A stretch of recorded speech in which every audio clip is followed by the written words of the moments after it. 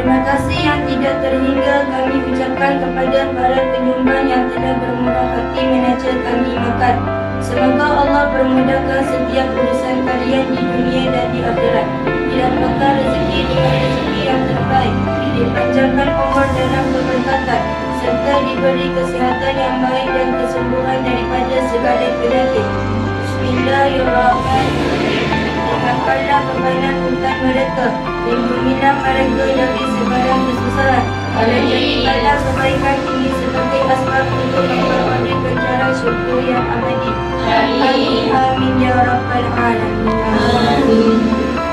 Bye.